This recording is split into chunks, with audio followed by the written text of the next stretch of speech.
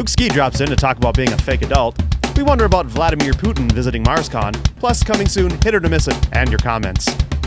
Ladies and gentlemen, welcome to The Scope.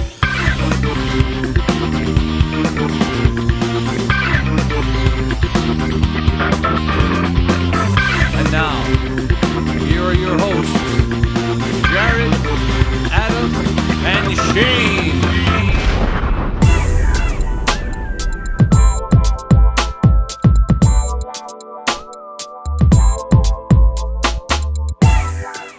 Hey, Scopers. We are back with another episode. It's 165. I'm curious to go back in the archives and find the episode where I first started triggering the applause right after you say, welcome back to Scope. I mean, that could be the most captivating. I know. I'm just kidding, because I do it every time now, and I'm just curious when it actually started to become a thing. I think people are demanding that information. We should probably hire an archivist to highlight all of our key moments in history. Well, I mean, we're close to completing our 6th year here, so. I cannot believe it. I mean, initially it was going to be a 5-year mission. It was that one. It was a Star Trek mission. Terrible Super Bowl that we watched at your house. Steelers won. I don't remember who they played. I don't even remember Rams? that. Steelers Rams. Maybe? That seems like a terrible Super Bowl. Steelers Seahawks. Might have been. That was the second one. Anyway. Well, I know this is captivating shit right here. But we've got a heck of a show. By the way, Jared is here. Adam is here. You can see us on the screen. You can hear our voices. Mm-hmm. We have a special guest, a friend of the show. Luke Ski is going to be joining us a little bit later via Skype. Can I say that, Jared? Is that going to get us banned from YouTube if I say Skype? You can say Skype. Skype is safe. Luke's been going through a bit of a crisis. Recently. A crisis. It's definitely a crisis. I just think a little bit of self-examination. And by self-examination, we mean crisis. He's turning Crisis of faith. He's talking the Crisis video game series? Yes. He's turning. He's started playing that a lot. Luke turned a youthful 40 not too long ago, and as I call it, Club 40. Club 40 because it's exclusive. It's a club no one wants in, but yeah. Once you get here, you're there. Drinks are free. As long as you buy the alcohol and make them yourself. Right. Exactly. Because you're there's no markup. Maybe you're an adult by then. Yeah, exactly. You can start drinking whiskey like me. Or are you an adult? Well, we'll find out after the break. So yeah, well, Luke's been wondering what makes you an adult, what makes you feel like an adult. He's sort of been putting that out there in the internets, and Jared thought it might be apropos if we taken that issue here at the Scope. So this might be really one of the first true serious Scope discussions we've ever had. I really hope there's a long stretch in the middle where Luke doesn't get a chance to talk. Fingers crossed. I'm going to make it happen. Maybe all three of us will conspire to make it happen. Yeah, very good. So after Luke, we've also got our usual coming soon and the world-famous segment of Hit It or Miss It, which I'm sure will have a musical bumper loading it up. I'm composing it as we speak. we had a little quick talk before the recording of this episode on the direction for that clip, so we've got it. You'll hear it eventually. I hope that you like Seal. If you like Seal, a kiss from a hit or miss it. Yeah, that's what it's going to be. That's the appropriate song to use, probably. Perfect syllables. Yeah, fitting right there. I don't know. Anyway, so let's take a quick break. We'll dial up Luke Ski on Skype, and we'll talk about being an adult on episode 165 of The Scope. Coming at you soon, right after this. Goodbye. That was the worst segment transfer ever. Why did you just stop? I don't know. Keep going. A Riverdurchy cocksucker. The best weekend ever in comedy music is almost here. MarsCon 2014 is March 7th through 9th at our new location, the Doubletree by Hilton Hotel, Bloomington, Minneapolis South in Bloomington, Minnesota, just 7 miles down the highway from the Minneapolis-St. Paul Airport and the Mall of America area. This year's lineup includes our music guest of honor, comedy music legend Henry Phillips. From historic rulers to the ancient Greeks, we're standing on the shoulders of freaks. And returning favorites, Possible Oscar, Power Salad, TV's Kyle, Insane Ian, Worm Quartet, Carrie Dalby, Devo Spice, The Great Luke Ski, DJ Particle, Beth Kinderman and the Player Characters, and Mikey Mason. Also making a very special guest appearance at MarsCon 2014... The doctor is in. The doctor is in! Greetings, all you Luke Ski fans out there. This is Dr. Demento. 10 years after he was the guest of honor, Dr. Demento is making a special cameo appearance at the MarsCon Dementia track. Last year, Meat Morp Studios raised over $100,000 on Kickstarter to fund the filming of a feature-length documentary about the history of the Dr. Demento show. And they are coming to MarsCon to do a Q&A for us with Dr. Demento and to film our annual comedy music festivities. It's $50 for a weekend badge until January 31st. After that, it'll be $65 at the door. Go to MarsCon.com for more information on the rest of the convention and to pre-register. And for details on the MarsCon Dementia track, visit MarsConDementia.com. Whether you're attending MarsCon 2014 or not, you can still help out this year's performing comedy music acts by ordering the MarsCon 2014 Dementia track fundraiser album. Available to purchase as both an MP3 download and as a 3 CD set, it's just under 4 hours of excerpts from all of MarsCon 2013's live main stage concerts. The funds raised will go towards covering the hotel room costs for the Dementia track main stage concert performers this year. You can get the 3 CD set with MP3 download for just $30, or you can just get the MP3 download only version for $20. If you'd like to hear a free 32-minute preview of the collection, there's a link to download that at our website. We also have a new screen-printed MarsCon Dementia track logo t-shirt available in all sizes for $30. Deadline for t-shirt orders is February 10th. You can order the MarsCon 2014 Dementia track fundraiser t-shirt, this year's album, as well as MP3s and CDs of all our previous year's collections right now from the fundraiser shop menu at MarsConDementia.com. Thanks for listening, and I hope to see all you funny music fans at MarsCon 2014. Everybody gather round, you'll soon see that MarsCon is the place to be. So come and join in, and you'll agree that together we could write a symphony. Everybody gather round, you'll soon... DementiaRadio.org.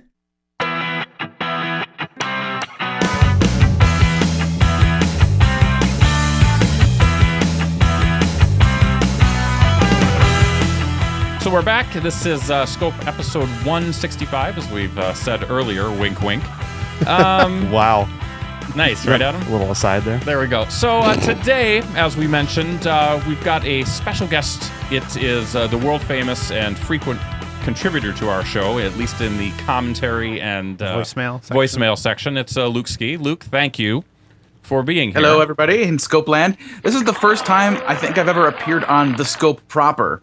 I've appeared in many of the Scope episodes done at Convergence, but and of course in the comments. But this is the first time on the actual show. So I'm quite honored that you asked me to be here. Well, we could not be more pleased that you're here.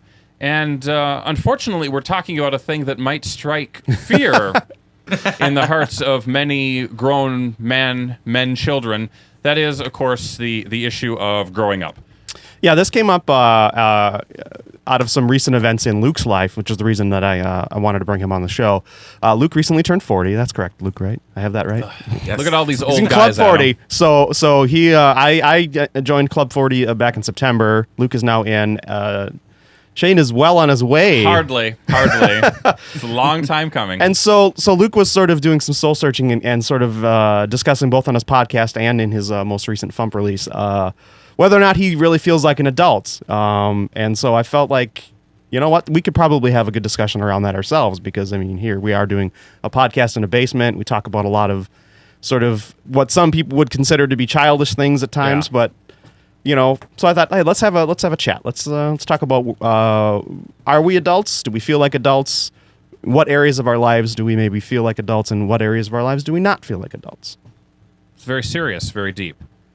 So let's start it with Luke. I wanted to do the Qui-Gon Jinn Padres line. Go ahead. What was it? Very fast. Very fast. Very dangerous. So, Luke, when did you start really thinking about this whole concept of Luke as an adult rather than Luke as perpetual 17-year-old man, child, boy? Like, that's how I see myself anyway. Well, I've been thinking about it for years because going back to my college years in my 20s when I was in Kansas City, and I make reference to this in the song I did, renting a car was such a huge pain in the butt because, you know, you had to have a legitimate real credit card, not one of those, you know, bank credit cards. or if you did, you had to, there was a whole other extra annoyance level involved. And, if you were under 25, like there was just like so many barriers to just, I want to rent a car so I can drive home and see my family, that it just made me feel like, what is there a word that means, how, emasculated makes you feel like, a female or not male? Is there a word for that just makes you feel like a child? Just like, like I just felt like I was being talked down to so much. Sure. Like, you're a stupid, irresponsible kid. We're not going to let you, rent a car here from Enterprise Rent a Car. Go back to your sandbox or whatever.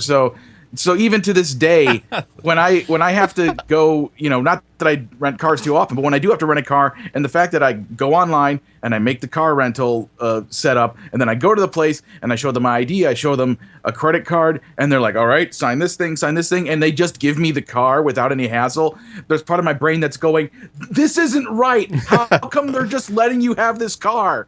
So it's I've been thinking about it for years, and Carrie even brought it up on our podcast back in 2010 when I was 36, and I'm like, that's the way I've always felt is, I had this perception of what an adult, should look like and act like and be ever since I was very young, and I just feel like I haven't gotten there yet.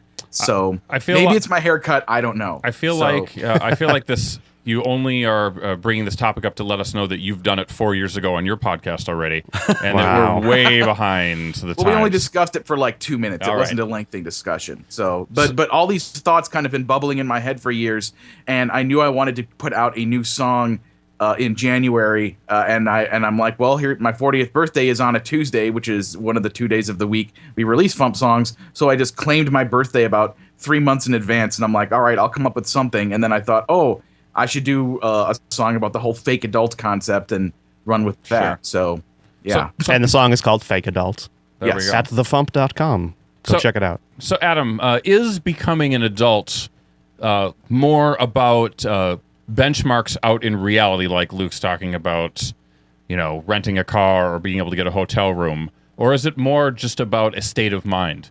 It's probably the second one. I feel like this probably isn't true, but I feel like it's generationally different for us than it is probably for our parents and grandparents. Mm-hmm. In fact, before we talking about this earlier in the week, I was talking to a coworker who also wears graphic tees every day, and I was like, "Is that a sign of not being an adult?" I asked him. I said, hey, "At what point and he's 40, and I was like, at what point are we not allowed to do this anymore?" Yeah, and it's part of our work environment where people just dress however the hell they want. Sure. And that didn't exist. How many clown suits do you get there?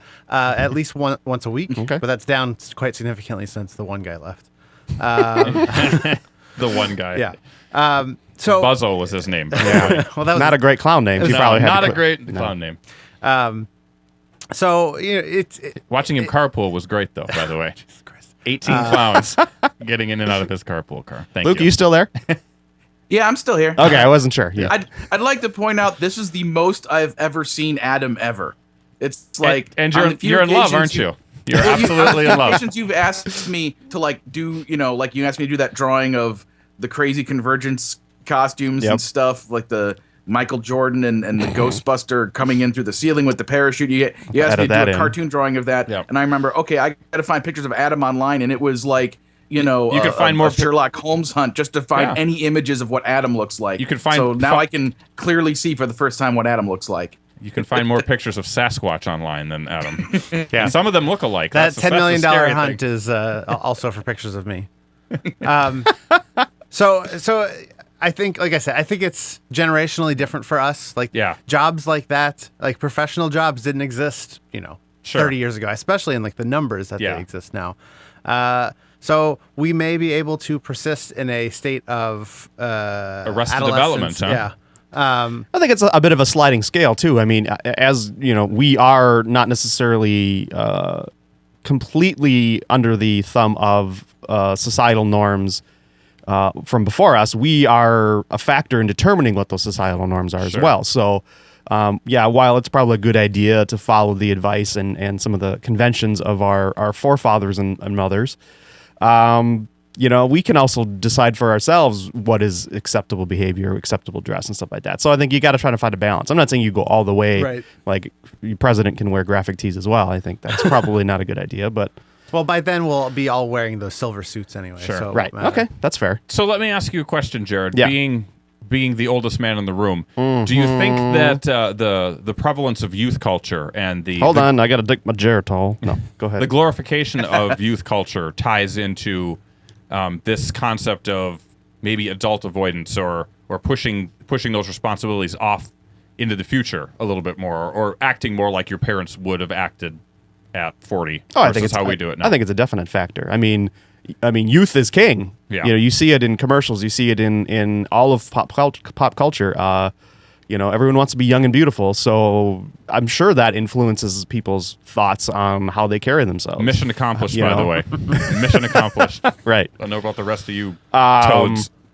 So, it maybe not even at a conscious level. It might be just a situation where, it kind of just gets in the back of your brain and you're always like trying to pick like, oh, I'm going to wear a more youthful pair of shoes, Sure. or I'm going to comb my hair in a certain way, or I'm going to follow this particular trend, and it's not necessarily bad, but I think, again, you got to find the right balance. If Yeah. you go too far in the youthful direction, people start to look at you funny. My dick piercing's taken at least 5 years off of my perceived age. And your actual life itself. Right. Yeah. You got to keep that clean down there, Adam. Wow. It's interesting. This is going to make me sound like a major weirdo tool, but not long ago, I went and had a personal stylist.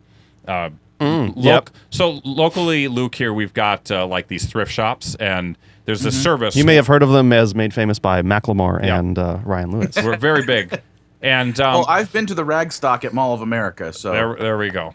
So we've got this chain of thrift Got an stores earthquake going on there. here.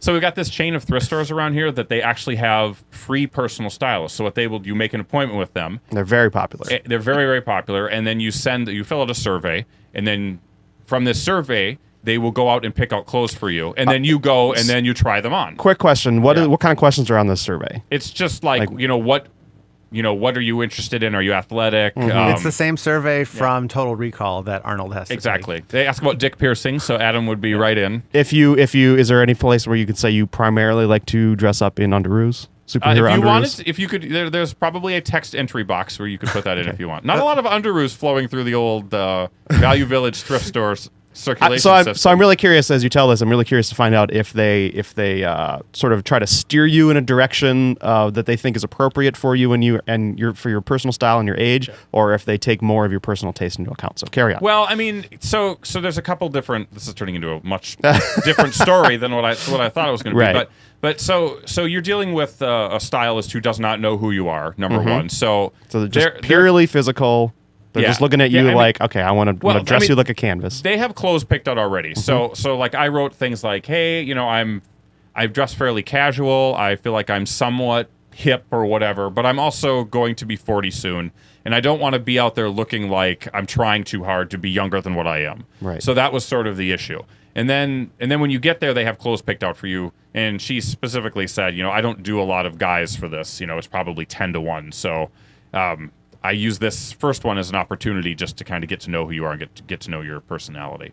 But I do, to kind of pull it back to the original point of the story, I was very consciously aware that I didn't want her to be out getting, super skinny jeans. Like I can wear slim jeans, but I don't want to look Right. like I'm a 40-year-old trying to look like a 19-year-old. You have to kind of find that balance in the world Right. about, trying to be hip, but also trying to not look like that creepy old dude who's dressing and acting in ways that would be inappropriate for his age. But I think those lines are being blurred a little bit nowadays. I mean, it's Definitely. like, what are they? I don't really know all the time. I want to ask you a very serious question. Go ahead. I've been dealing with this lately. Yep. You, at least to the podcast, bring a backpack. Yeah.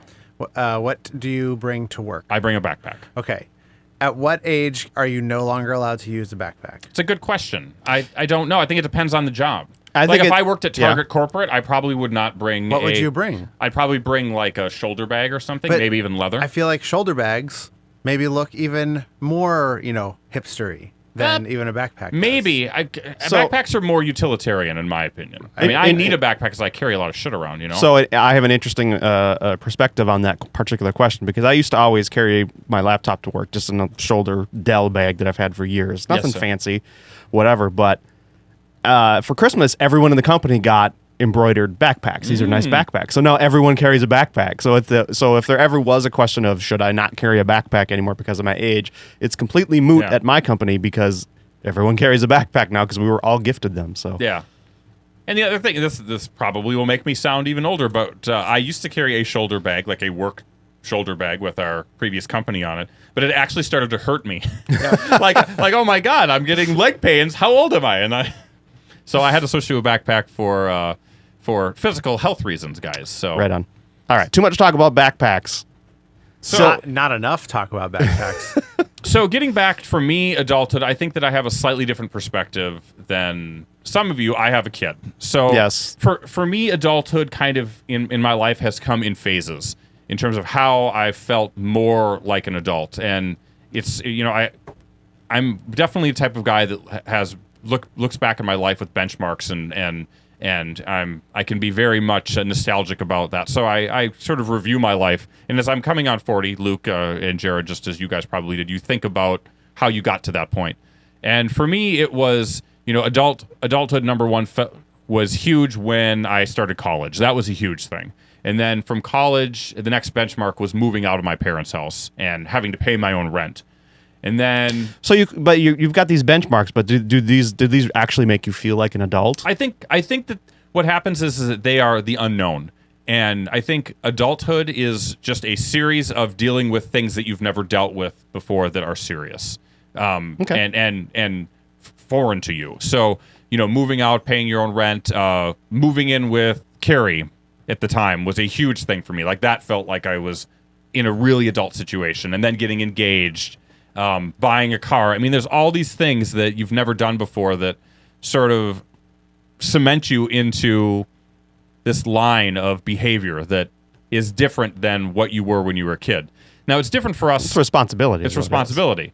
And I think it's a little different for us being geeks / nerds, is that we're sort of tied into this popular culture, this youth culture that is it's not in the mainstream, number one. And a lot of it's based on things that kids are into or that you were into as a kid. So it's always this push and pull, especially for me. I mean, you've seen my computer room. It's full of toys and stuff like that. But the kids are not allowed to touch. Yeah. So, but it's still one of those things that you have to. See, Luke's got a few things there too. You have to balance. Yeah. A little bit later, Luke, you're going through every single one of your CDs. You're picking out your best and worst track. Could I point out that within reach I have an Iago doll from Aladdin, which is autographed by Gilbert Gottfried. I'd like to point out it's a tactical Iago doll. It's there for a reason. I was thinking just about how generally speaking, our parents' generation is the baby boomers, and their parents' generation is the greatest generation, World War II. People. Sure. And I kind of feel like thank you, Tom Brokaw. This whole feeling benchmarks of adulthood ties into how your parents treated you, because the greatest generation parents, raising the baby boomers are like, watching Howdy Doody and wearing their Davy Crockett hats. And then once they all hit about 12, the greatest generation told those people, hey, take those hats off. You got to start acting like a grown up now because you're entering high school, and like laying the kind of the heavy stuff on them. Like, don't be a stupid kid. Put all that stuff aside. That I didn't get serious. I didn't kill a bunch of Japs so you could sit around in your underwear. I mean, you have to think about my grandparents. They were in wars at the age of 18. I mean, they were fighting to save the future of our country and our society. Yeah. At 18, I was excited for Oasis to come. I mean, that was... Yeah, I mean, war has a way of sort of shaping your perspective and making you grow up a lot faster, I would assume. We don't have a cultural touch point like that. I mean, this is stuff that you can read all the time. I mean, we had Michael Jackson. Yeah, but... That counts, right? But think about our, probably our cultural touch points all tie into pop culture and maybe things that would be considered frivolous. Who shot JR? I mean, versus Vietnam. We have 9/11. There are a lot of world events that 9/11 is post, that defining generation, at least for Jared and me. I mean, I was in my 20s when that happened. I don't know. I don't think that 9/11 made me grow up any faster or right. I don't mean less. us. I don't mean us four. I mean in general. Yeah. Sure.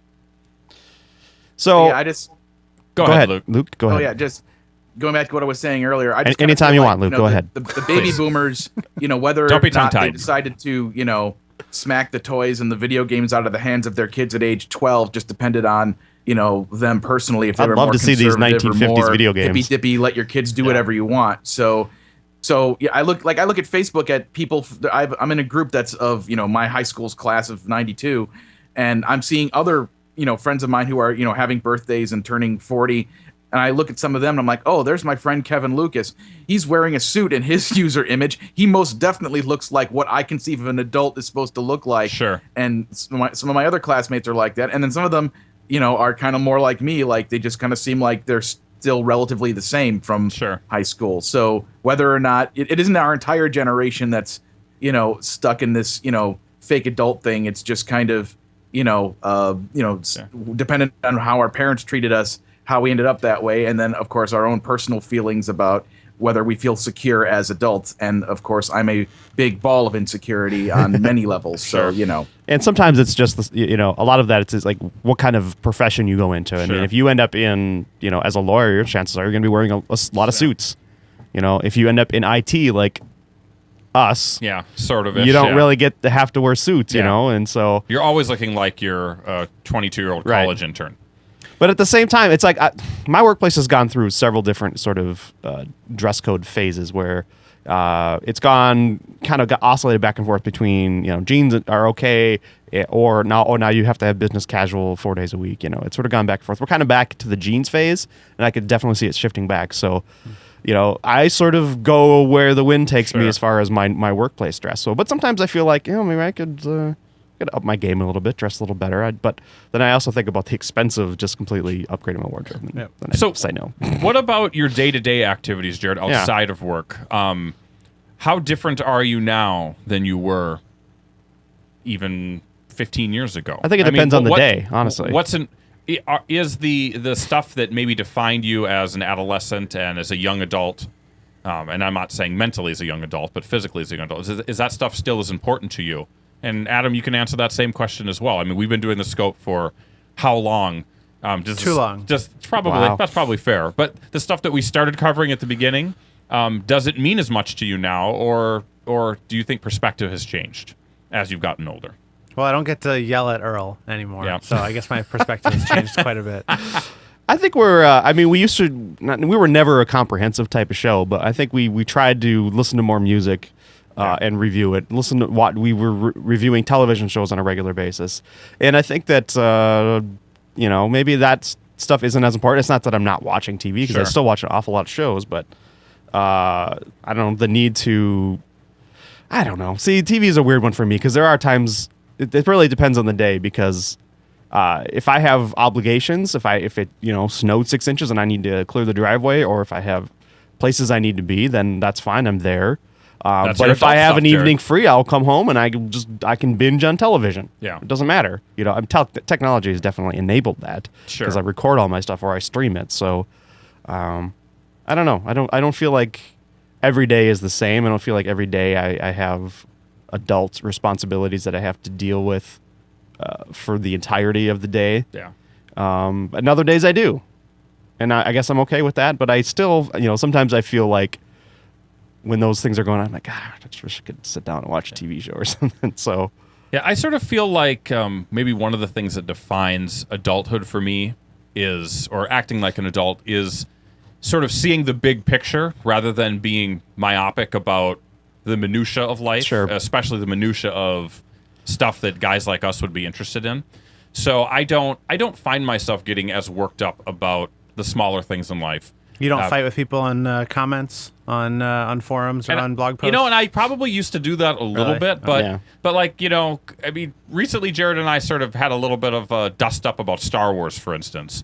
Oh. I mean, it wasn't even that big of a deal, but I would say that 15 years ago, it's probably something that we'd probably we'd still be going at it. Yeah, I'd say probably about 18 more times. Yeah. But now it's just one of those things where life will be what it is. What comes and you just sort of deal with it, and you think about other things. I mean, I would rather sit and have an adult conversation or just a conversation with Jared, or if Adam was good at that sort of thing with Adam, than sit and, I don't know, hash out why one Indiana Jones is better than the other. Yeah. Not to say that I don't appreciate it and it doesn't mean something in my life, but maybe to me that's sort of the adulthood thing. I don't think that that Indiana Jones or any Jason the Wheeled Warriors or Robotech, all those things that I loved as a kid and I still appreciate now will ever go away. It's just not something where, you know, you can't bring that stuff with you. I think that the important part about being an adult is making those adult connections, those interactions, sort of understanding, you know, what life is and going forward from there. I mean, but this kind of speaks to a larger point. Like modern, men our age and around that don't have friendships like that. Sure. Generally speaking, women do.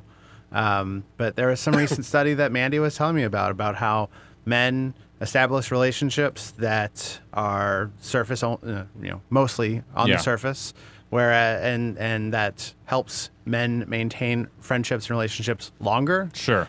Whereas women might have a churn in their friendships and relationships because they are, way deeper on everything. And I can grow to hate each other faster. Exactly. I do not know Jared's middle name. Yeah, you do. I do not even know how to spell his last name. He doesn't care to remember it. I don't care to remember. That's fair. So it's very surface, Jared. So I think I have one more question I'd like to ask the room, and in this segment we could probably wrap up. We're getting a little long here. Get Luke out of here. But you were talking earlier about sort of milestones or benchmarks for adulthood, and I'm just curious from each of you if there are a couple of events in your life that you would look at and go, that was a key adult moment. Mm-hmm. And I'll go ahead and start it off. Please. I've got a couple. One, getting married and divorced. Feels like a very, very adult thing to have happen to me. Too bad it wasn't all the same day. No, the divorce took a little longer, but do you think the divorce was more adult than the marriage? Oh, absolutely. The marriage was just like, I guess this is what I'm supposed to do now. And I was probably much more gung ho in the moment. Yeah.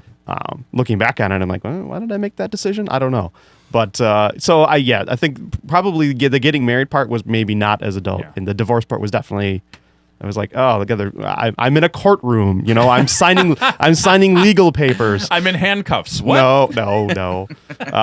So that was I felt like a very adult moment. The other thing was buying a house. Yeah. And owning property that I am legally responsible for and have to insure and maintain and take care of on a regular basis. It's a huge responsibility, one that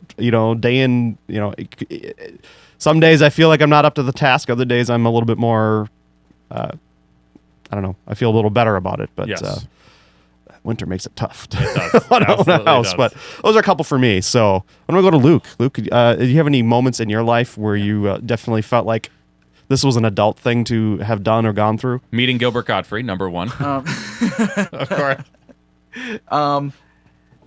I wish I had, because I have not had any children, and I don't own the house. The world thanks you for that, Luke.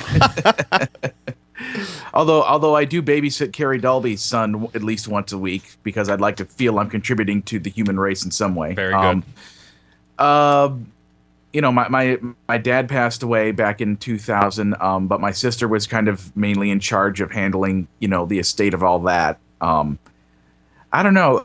This is a bit, I don't know, more nebulous, but I spent most of my late 20s and early 30s avoiding and not paying my student loan payments because I was an irresponsible youth and also very bitter at my college for not having, they kind of pulled a bait and switch on me, but that's a long story. Sure. But there's a whole generation of people who can make that claim at this point. That'll be our next scope episode, our in-depth scope episode. So back in, I guess it was about the time I moved in with Sarah here in the Chicagoland area. I got back on track with setting up a thing to get my start paying off my student loan. And I've been on track with that for the past must be about 5 years now, and it'll be at least another 5 years probably before it's paid off. But at least I'm working towards paying that and also improving, my credit rating so that maybe someday I might be able to like buy a new car without needing a cosigner. And if that ever happened, then I would truly feel like an adult. Well, hopefully you can put that Masters of Juggling degree to good use after you get it paid off. I will second what Luke said. That's another thing that's happened in my life is I've managed to get rid of other than the mortgage on my house, which is normal. Yeah. I've gotten rid of all of my debt. School loan gone. I don't have any school loans. Congratulations. No credit card debt, none of it. Now, I won't say that some of it didn't go into defaults and screw me up for a while, and some of that was a fallout from the divorce. Just suddenly having to pay for the house all by myself kind of screwed me up for a long time. Sure. But yeah, for several years now, I've been basically debt free, and I don't have to live paycheck to paycheck anymore, which is great. Give yourself a round of applause. Yeah, I will. Come Where is on. it? Wrong. Where is it? Nothing. Oh, I'm on the wrong computer. That's why. Never mind. Damn it.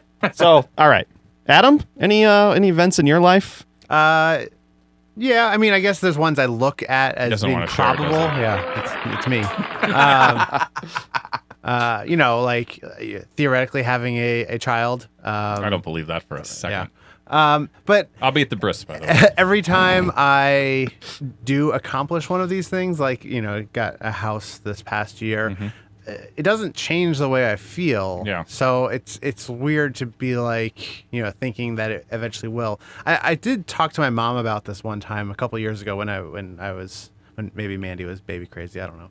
And I was asking her, how do I get her out of this? Yeah. And I was asking my mom, and she give you a tincture of something? My mom said, she was like, I didn't think I was ever going to have kids until my mom had me and my brothers pretty late. I think she was 32 and she had me. Explains a lot, by the way. So that was kind of comforting, I guess, to hear her say. And I also asked her, I was like, do you feel like a grown up? And she was like, no. I think she said, fuck no. It's nice. It's nice when you hear from a what you would consider an adult that no, it never.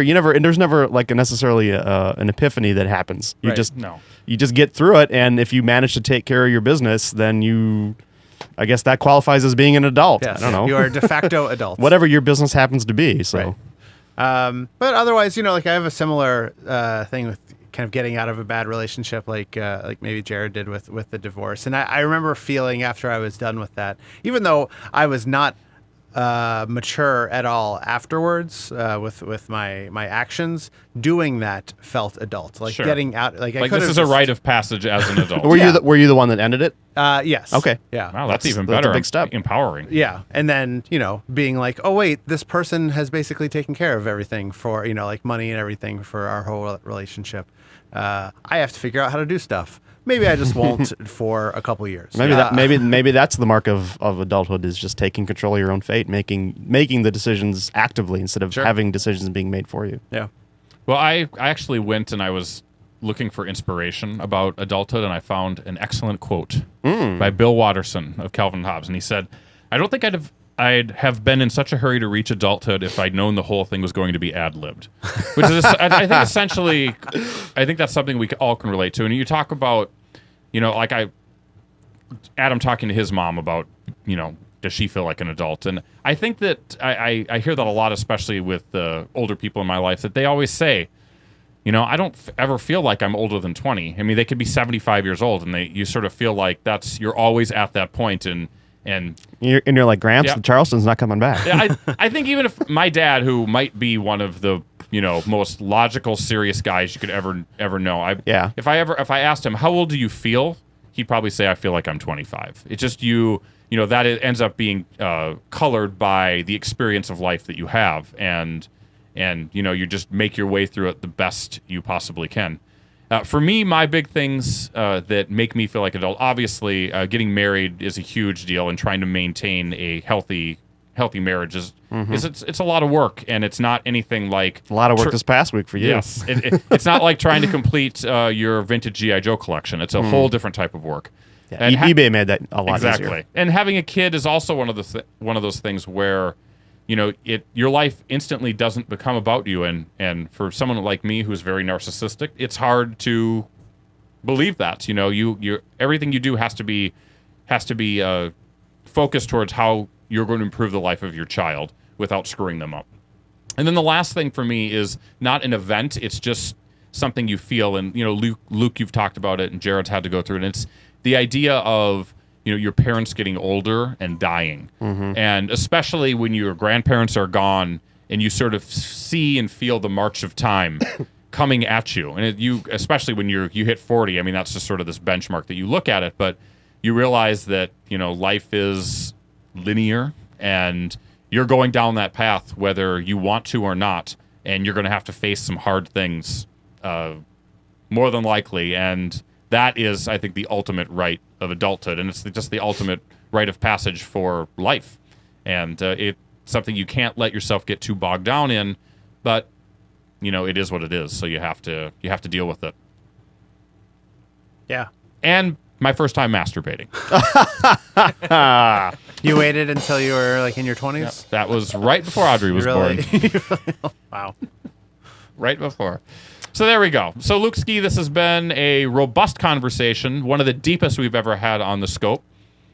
And I want to thank you. It involved me. It involved, yeah. Well, you were the catalyst that brought it forth. I'm scratching my head on that. But thank you for being here. Hey, We'll before we let Luke go, Luke, where can people find you if they want to hear you talking more about being a fake adult? Well, generally speaking, they can go to thegreatlukesky.com. I have three podcasts that I do. That's truly you just started a new one. That's right. Truly the sign of an adult. As many podcasts as possible. There's Luke and Carrie's Bad Rapport, which I do with Carrie Dalby. That's at badrapport.com. There's the Fumpcast, which I do with Devo Spice, where we interview the people posting songs at the Fump every week, which is, you can find the link to that at thefump.com. And I started one with Kyle Carosa, a.k.a. TV's Kyle, who's a animation professional and another comedy musician. The new podcast is called Kyle and Luke Talk About Tunes, where he and I discuss, animation and cartoons and other silly things that adults certainly aren't interested in whatsoever. When is the All Silverhawks episode coming? That's what I want to know. I will start watching when you do that, or listening. I don't know if Kyle's watched Silverhawks. I know I never did, but I did watch Thundercats. Okay, turn his mic off. Enough of this. Enough of this. Jason the Wheeled Warriors rules. Yeah. But Too late, yeah, Luke. that's at kyleandluke.com. And I just want to throw in a plug for the MarsCon Dementia fundraiser for the MarsCon Dementia track, which Possible Oscar will be performing Indeed. at, as well as myself. If you want to pick up a CD or MP3 set of last year's concerts, it's 4 hours long. You can get that at the fundraiser page at marscondementia.com. And a T-shirt if you enjoy wearing T-shirts, or, if you're not 50 yet. I guess. So I guess. You can be 50 and wear a T-shirt. You can. Whatever. Just has to have a picture of Walter Cronkite on it. Yeah. That's the rule. All right. Say, that's the way it is. Hashtag bitches. There we are. So, Luke, thank you very much. Your plugs are epic as always. Thank you. So, yeah, we'll see you another time. So, for the rest of us here at The Scope, let's take a break. Goodbye, YouTube. We'll be back with more right after this. On the internet, WSCE. Under the Scope. And we're back. It's Under the Scope. But more specifically, it's coming soon. Where is it? There it is. Oh, my goodness. It's right here. Oh, my goodness. We brought it. Adam? Yes. Tell us. I was about to play the news sounder. Are we out of this terrible slump of upcoming pop culture goodness, or are there good things on the way? Well, I mean, I'll leave that to the viewing audience, and listening audience, and you guys. But I feel like it's getting close. Okay, we're gonna turn a corner here. February is better than January, which sucked. Which is every year it's better. All right. Anyway, music. We've got Band of Horses. Okay. People like them. I like Band of Horses. I don't know if this is actually an acoustic album. I assume so because it's called Acoustic at the Ryman. Practically all their music is acoustic, so it's strange. It sounds like it. Yeah. Neil Finn. I don't know who that is. He is the Huck Finn's great grandson. Neil Finn is known. He was in the band Crowded House. Very talented Australian. Let me hear your Australian accent. Oi. Good eye, mate. There you go. Oi. That's it. It's Fosters. That's all you need to say. That's not a knife. I might slip into like New Zealand-ish. Hey, let's go down to the pub and get some Sheilas. That's pretty good. That's not bad. Not bad. I don't. Do they call them pubs in Australia? Sure, I don't know. Why Probably. not? Call them whatever they want to call them. Let's see. We've got RoboCop. The new RoboCop. Is this a music or is this a movie? Oh, sorry. I said The movies. new RoboCop CD, Jared. We love it. Stop. Creep. It's like that Max Is it the Headroom remix? rap album. It is. RoboCop remix. Yeah, if I didn't say it, movies. We've got RoboCop coming out. A Wednesday release. I Rare know. for February. Hopefully we'll get passes. Oh. Otherwise, I have my my free ticket code Well, you for can- buying the RoboCop remaster Blu-ray. So, did you The original guys? film. You guys saw RoboCop as younger people, the original one? I never saw it in the theater. No, I didn't see it in It theaters was a either, but cable I've seen thing, it. and I never was a huge RoboCop I did guy. see it in the theater. Really? And I think I was 6. Wow. And that it- was a pretty violent movie. Well, in fact, it held the record for most on-screen deaths Sure. until one of the Who took you parody to this movies. thing? My stepdad. Stepdad. And I remember not Is feeling... he still your stepdad? No. There we go. It's the RoboCop scenario. I feel like I was not affected by it, but maybe I was. Yeah, I think so. We've got, Has your capability for murder increased since then? well, I would assume so, because a 6-year-old is not very capable, and Yeah. now I feel like I am very capable. Okay. Maybe you just because you're working out. Right. That's true. I can also have a gun pop out of my my leg. You can also buy a gun. That's because true. you're an adult. All right. I'm sure there's some states where that's not even a requirement. Probably. We also have About You're Last... issued one with your fetus. Yeah. About Last Night. Is that a Gary Marshall It's movie? the remake of the 80s movie About Last Night, which starred Rob Lowe and Ali Sheedy. not Ali Sheedy. Elizabeth McGovern. No, keep trying. She was in. Kate Blanchett. She was in. She was considered know. part of the Brat Pack. Yeah. Molly Ringwald. She was married to Ashton Kutcher, Demi Moore. Demi Moore. Okay. Yep. And then Belushi, Jim Belushi, Interesting. as the chubby sidekick, and it had a lot of sex in that Wait, movie. you're telling me Jim Belushi played the chubby sidekick? Mm-hmm. That seems Carrie like a Carrie terrible loves that casting. movie. but this is skewed more towards an African American audience. All right. We've got Endless Love. I've had about a dozen chances to get passes to Yeah, that one. by the forget way. it. For About Last Jared's Night or racist. Endless Love? What's that? Endless Love? No, or- About That's Last another Night. remake that starred. Did Endless Love was? I don't know. Was that Brooke Shield? The trailer for this looks really bad, but it comes out on Valentine's Day. We're in a very, very bad stretch of movies Yeah. right now. And Winter's Tale, is that an animated movie? It sounds like Frozen again. It's not. I think that's a porno, right? It's one of my favorites. It's Winter's Tale is a butt. Yeah. So somebody There did we it. go. definitely a You butt. don't even need to change the title. DVD and Blu-ray. We've got the Armstrong lie. I assume about the first man on the moon. Exactly. Right. Never Neil happened. Armstrong. It's all filmed by. That's why we were Stanley wearing Kubrick those, on a soundstage. That's why we were wearing those bands on our arms. I like your sweatshirt, your hoodie, by the way. I like that it's dual toned on the sleeves there. Is it I don't know reversible? what you're talking about. Show it. Look at that. It's got a stripe. It's one solid color. I'm colorblind. Adam is colorblind. That's the joke. It's a great joke. The best Jared, man. not even pushing me DVD off. and Blu-ray still. Best man. Hey, Holiday Diana. That's Dirty Diana's. I think it's Best Man Holiday and Best Man Diana. Holiday and Diana. I can't help the formatting. Diana was like really, really hyped to be like an Oscar contender, and then reviews came out, and it was just like, Did nothing. Oh, that's the Princess Diana movie. yeah, Ender's Game. I liked it. Jutopia. I don't know what this is. I feel like I should. Our friend of the show, Molly, got me a That's book. the nickname that you gave your house. Your new house. on Foursquare. Jutopia. It's called Jutopia. Jutopia was a book written by some guys about Jewish influence on pop culture that Molly gave me. So maybe it's based on those guys or that book. Killing Kennedy. I believe that is Bill O'Reilly's book that was turned into a movie. right. He's got a whole series of killing everyone, doesn't he? If you're famous. If you're unfamous, he doesn't care if you die. Well, until he goes through all the famous people. Yeah. And then killing Adam. Oh goodness. You got a long it's time. actually about Eve. You probably got a long time to go, but I would probably make I'm at the top of the alphabet. preparations. I know, but there's It's all alphabetical there's with Bill O'Reilly. There's a lot of famous people to get through first. All right. Let's see. Mike Tyson, Still, Undisputed Panic Truth. Room probably would be a good idea. A Mike Tyson movie? That's kind of weird. And Didn't then, he produce it himself? Oh, maybe. Shawn Michaels, Mr. WrestleMania. I put that there for you. Thank you. I have been getting into WWF. It's very strange. WWE recently. Are you subscribing to their channel or whatever? I may do that. You are a freak. Now, if they have like a Jake the Snake Roberts retrospective or George the Animal Steel, I will come over. And They watch that are with going you. to have every pay-per-view ever. I mean, that's basically the same thing. You just I want to choose- come over and watch the one with Mr. T, All right. Roddy Piper, I think that was WrestleMania 2. King Kong Bundy. Cindy Lauper, Yeah. Hulk Hogan. Did you know Cyndi Lauper has 3 out of the 4 EGOT awards? Does she? Yeah. She doesn't have an Oscar, right? That'd be my guess. She didn't get it for Goonies are good wait, enough. Wait, you're telling me she has an Emmy? Uh-huh. She has a Grammy. Uh-huh. She has an other Grammy. She has a Tony. Yes, I saw that. Does she have the People's Choice Award? Odds are no. She may have a Cable Ace Award, so it's a SIGOT. I'm sorry. No, And a no, NAACP award. No substitutions. She's got that. And the BET award. Yes. Video games. Hey, the video games are ready to come out again. Can't believe it. Lightning Returns, Final Fantasy 13. This is the third Final Fantasy 13 game. Is there a reason for that? I mean, You remember when Final Fantasy was relevant? Yeah. I think they started making really bad games. It's People back stopped when caring. it's back when Japan had relevant video game PlayStation developers. 1. Yeah. That's and the Super Nintendo. Yeah. That was the era. That was it. The Far Cry compilation for PS3. I assume this is all the Far I'm Cry assuming games. so, yeah. And The Last of Us Left Behind for the PS3 is Boy, I finished DLC I or finished that something? game. That is a heavy freaking game. Is that DLC that you're Yeah. talking? Must be. It tells the story of Ellie, the young girl in Last of Us, before she goes on her cross-country adventure.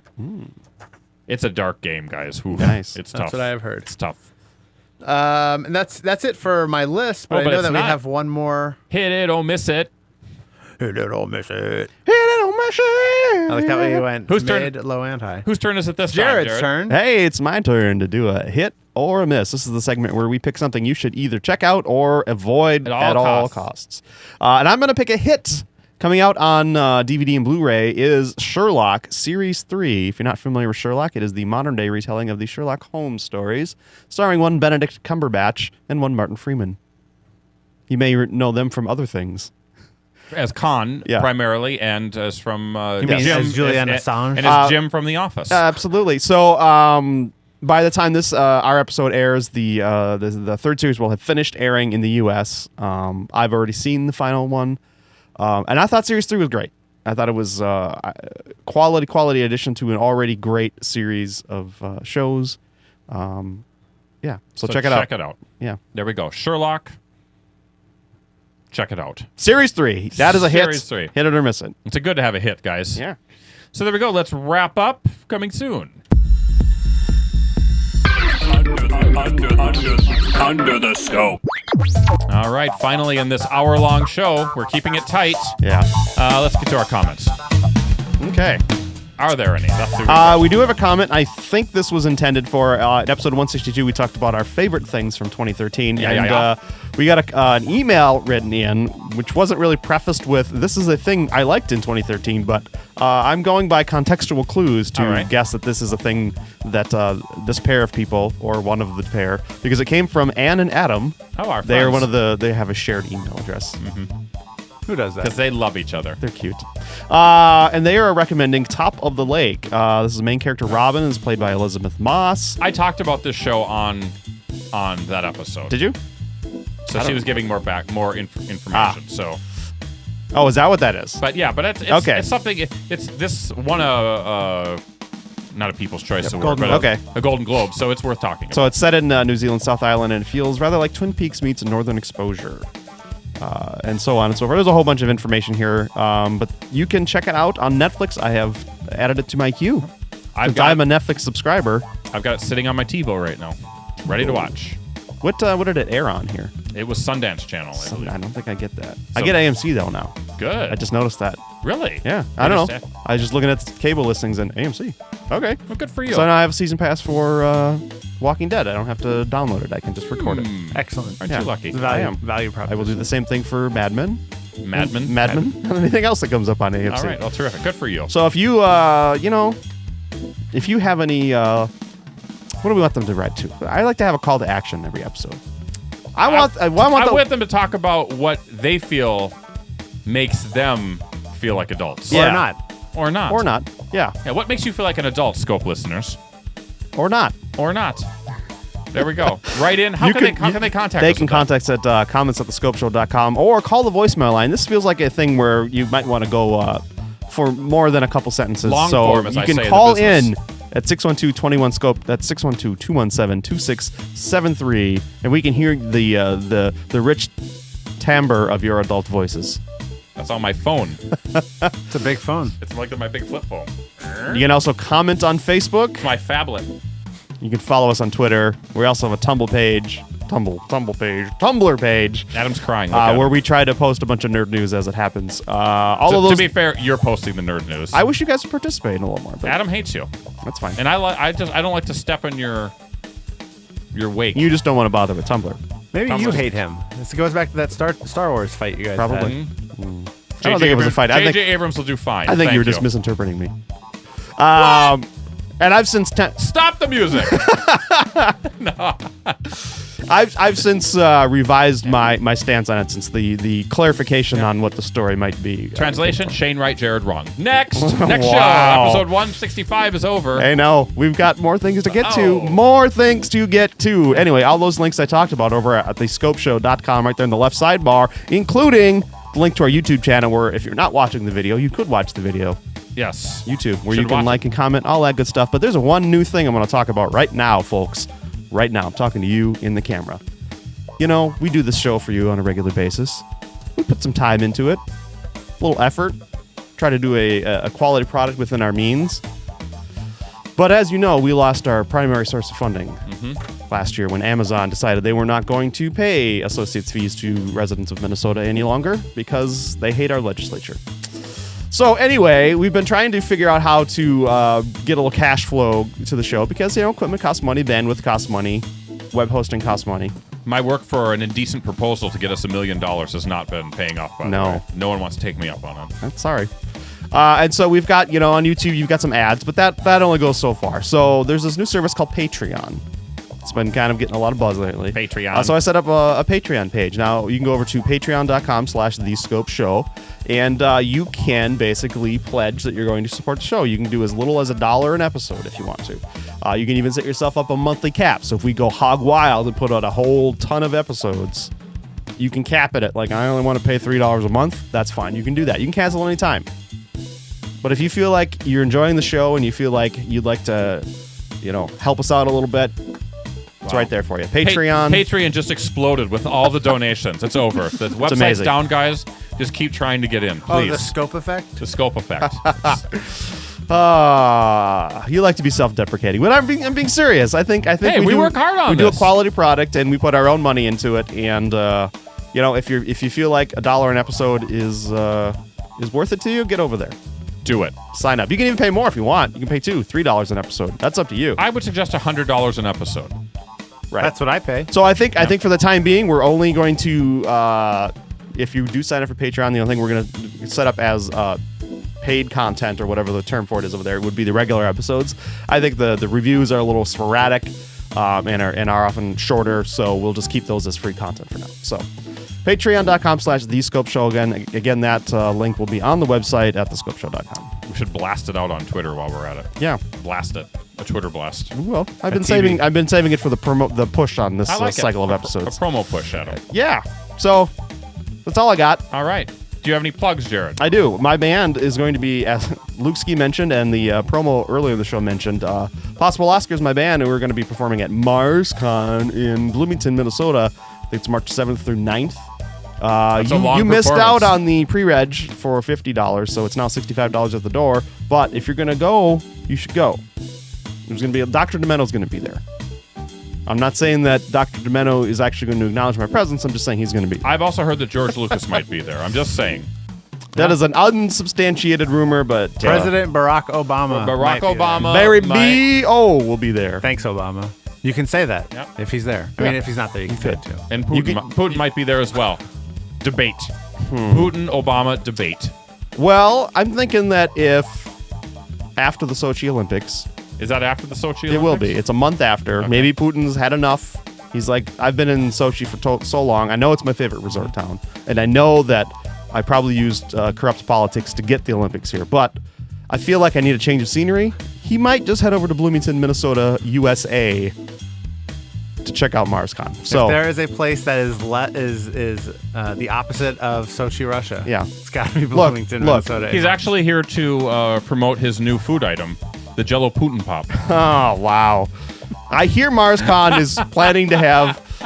Adam's out. He's Jared, the show's an hour and a half. I hear MarsCon is planning to have a stallion on retainer in case Putin shows up and wants to ride him shirtless. That's all I'm saying. I like a stallion. Yeah. And that stallion will be Luke Ski. Wild stallion. Adam has walked off. I have nothing left to say. All right, guys. So let's wrap this up. 165 has been a great episode. Thanks to Luke Ski. Thanks to Adam. Thanks to Jared. Thanks to you listeners. We'll be back next time with more Scope. Later. Ladies and gentlemen, we find ourselves once again at the end. I hope you've enjoyed our time together. I know I have. Fear not, Scope faithful. The days shall pass as if they were but a moment. And Jared, Adam, and Shane will return with another thrilling episode. Until then, send your comments to comments@thescopeshow.com or leave a voicemail message by dialing 612-21-SCOPE. That's 612-217-2673. Thanks for listening, faithful fans. This is Tony Partington saying, Buonanotte. Tune in next time to another terrific edition of The Scope.